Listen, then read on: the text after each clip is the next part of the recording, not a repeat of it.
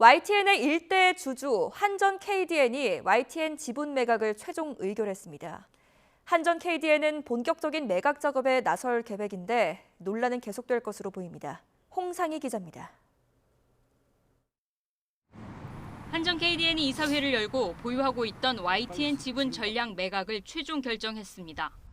이사회에서 진행한 표결 결과 7명의 이사 가운데 4명이 찬성, 1명 반대, 2명이 기권하면서 매각 진행 안건이 의결됐습니다.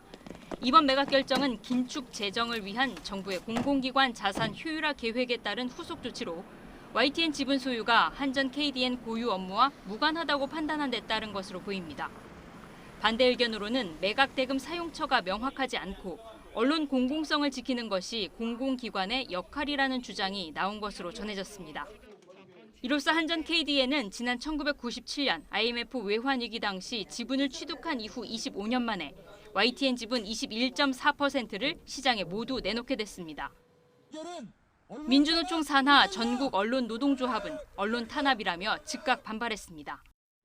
효율과 수익과 민영화라는 포장을 통해서 결국에 YTN을 우리가 먹지 못할 바에는 팔아버리겠다. YTN이 추구했던 공영, 공익, 이 가치는 어떻게 사실합니까?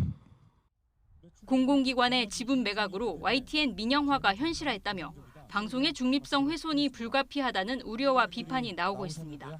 그러나 일각에서는 보도 채널의 공적 역할에 대한 반성과 고민이 필요하다는 지적도 나옵니다.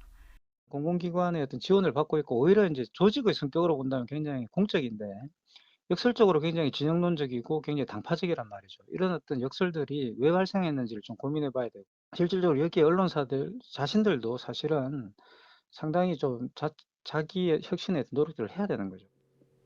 이번 이사회의 결정으로 한전 KDN은 YTN 지분에 대한 매각 대상을 선정하는 등 본격적인 절차에 나설 계획입니다. 그러나 더불어민주당과 시민사회단체 등 반발도 거세 앞으로 논란은 계속될 것으로 보입니다. YTN 홍상입니다.